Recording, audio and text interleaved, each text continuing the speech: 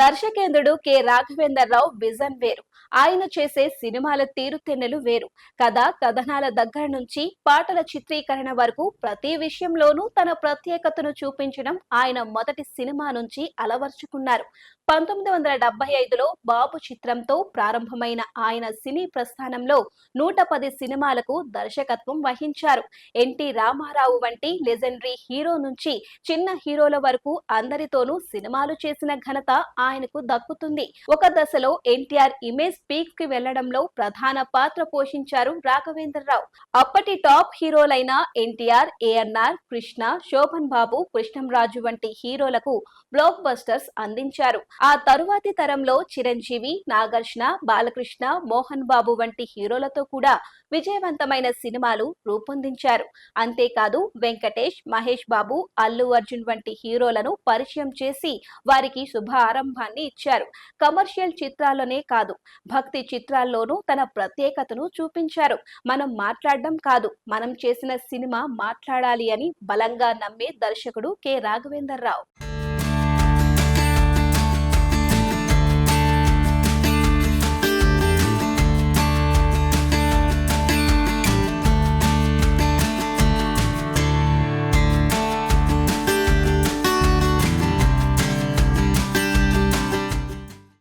1942 మే 23న K S Prakash రావు, కోటేశ్వరమ్మ దంపతులకు కృష్ణా జిల్లా కేసరపల్లిలో జన్మించారు రాఘవేంద్రరావు. అయితే ఆ తరువాత ఆయన విద్యా అభ్యాసమంతా మద్రాసులోనే జరిగింది.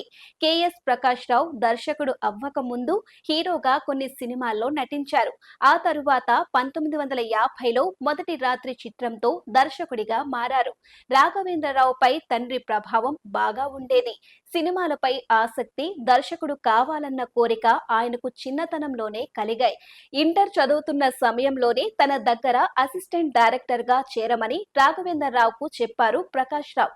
అయితే తను డిగ్రీ పూర్తి చేసిన తరువాతే సినిమా రంగంలోకి వస్తానని చెప్పారు.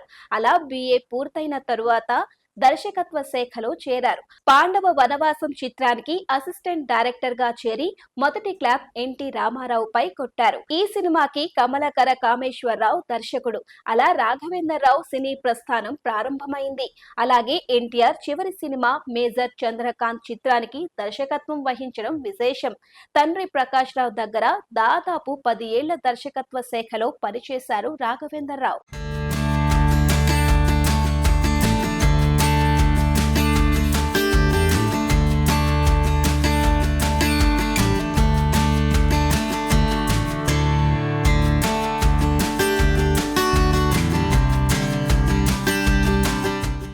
1975లో నిర్మాత అడుసుమిల్లి లక్ష్మీ కుమార్ నిర్మించిన బాబు చిత్రం ద్వారా దర్శకుడిగా పరిచయమయ్యారు రాఘవేంద్రరావు.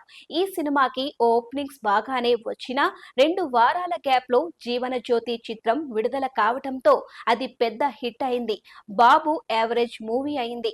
ఆ తరువాత మమత కోవెల అనే నవల ఆధారంగా జ్యోతి చిత్రాన్ని రూపొందించారు. ఈ సినిమా మంచి విజయం సాధించి దర్శకుడిగా ఆయనకు పేరు తెచ్చింది. సత్య చిత్ర సంస్థ అధినేతలు సత్యనారాయణ, సూర్యనారాయణ, ప్రకాష్ రావు దర్శకత్వంలో తహసీల్దారి గారి అమ్మాయి చిత్రాన్ని నిర్మించారు. ఈ చిత్రానికి రాఘవేంద్రరావు అసిస్టెంట్ గా పనిచేశారు. ఆ సమయంలో అతనిలోని టాలెంట్ గుర్తించారు ఆ నిర్మాతలు. జ్యోతి సినిమా జరుగుతున్న సమయంలోనే ఒక భారీ చిత్రం చేసే అవకాశం ఇచ్చారు సత్యనారాయణ, సూర్యనారాయణ. అదే అడవిరాముడు. అలా ఎన్టీఆర్ ను తొలిసారి డైరెక్ట్ చేసే అవకాశం రాఘవేంద్రరావుకు లభించింది. అవకాశాన్ని సద్వినియోగం చేసుకుంటూ ఎన్టీఆర్ ను కొత్తగా చూపించాలని నిర్ణయించుకున్నారు. లుక్ పరంగా, కాస్ట్యూమ్ పరంగా అంతకు ముందు ప్రేక్షకులు చూడని ఓ కొత్త ఎన్టీఆర్ ను ఆవిష్కరించారు రాఘవేంద్రరావు. అడవిరాముడు చిత్రం 1977 ఏప్రిల్ 28న విడుదలై బ్లాక్ బస్టర్ హిట్ గా నిలిచింది.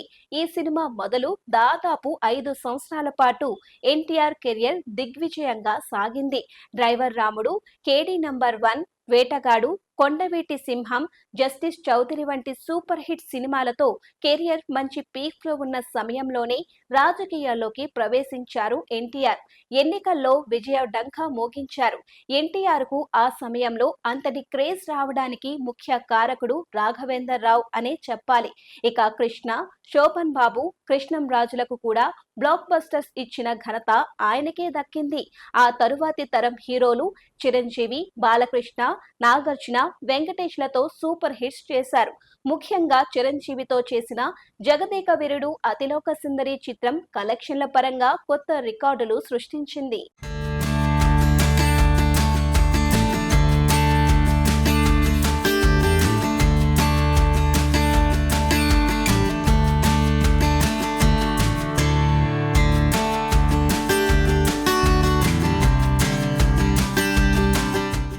పాటల చిత్రీకరణలో అంతకు ముందు ఏ దర్శకుడు చేయని ప్రయోగాలు రాఘవేందర్ రావు చేశారు. ఒక సినిమాకి హీరో ఎంత ముఖ్యమో హీరోయిన్ కూడా అంతే ముఖ్యమని నమ్మి పాటల చిత్రీకరణలో పూలు, పండ్లు, నగలు వాడుతూ వారిని మరింత అందంగా చూపించే ప్రయత్నం చేశారు. అయితే 40 సినిమాల తరువాతే తనకు ఆ ఆలోచన వచ్చిందని రాఘవేందర్ రావు చెబుతారు. ఆ తరువాత చాలా మంది దర్శకులు పాటల విషయంలో ఆయన్ని అనుసరించారు. తెలుగులోనే కాదు హిందీలోనూ సినిమాలు చేశారు రాఘవేందర్ రావు. ఆయన చేసిన 14 హిందీ సినిమాల్లో 12 సూపర్ హిట్ అవ్వడం విశేషం. పక్కా కమర్షియల్ సినిమాలే కాదు, భక్తి రసాత్మక చిత్రాలు కూడా బాగా తీయగలనని అన్నమయ్య చిత్రంతో ప్రూవ్ చేసుకున్నారు. కమర్షియల్ హీరోగా మంచి పీక్స్ లో ఉన్న సమయంలో నాగార్జునతో అన్నమయ్య చిత్రం చేయడం పెద్ద సాహసమనే చెప్పాలి. ఈ సినిమా ఘన విజయం సాధించి నాగార్జున, రాఘవేందర్ రావు కెరియర్ లో ఒక మైల్ స్టోన్ లా నిలిచిపోయింది. ఆ తరువాత శ్రీరామదాసు, షిరిడి సాయి, ఓం నమో వెంకటేశాయ చిత్రాలు కూడా ప్రేక్షకుల్ని విపరీతంగా ఆకట్టుకున్నాయి. ప్రేక్షకుల నుంచి లభించిన రివార్డులే కాదు, ఎన్నో అవార్డులు రాఘవేందర్ రావును వరించాయి. 7 నంది అవార్డులు, 5 ఫిలింఫేర్ అవార్డులు, సైమా, ఐఫా సినిమా అవార్డులు ఇలా ఎన్నో ఆయనకు లభించాయి.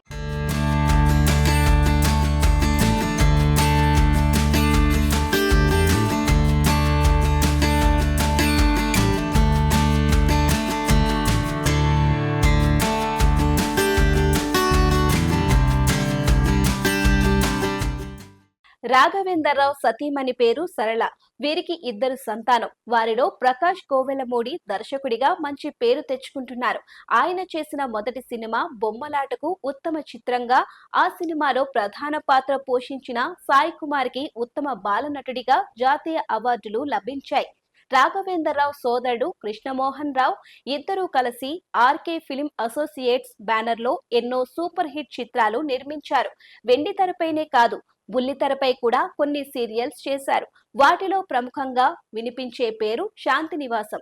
గత 25 ఏళ్లుగా 10 టీవీ సీరియల్స్ నిర్మించారు. అలాగే సౌందర్య లహరి అనే కార్యక్రమం ద్వారా ప్రేక్షకుల్ని పలకరిస్తున్నారు. అంతేకాదు కేఆర్ఆర్ వర్క్స్ యూట్యూబ్ ఛానల్ ద్వారా కేఆర్ఆర్ క్లాస్ రూమ్ నిర్వహిస్తున్నారు.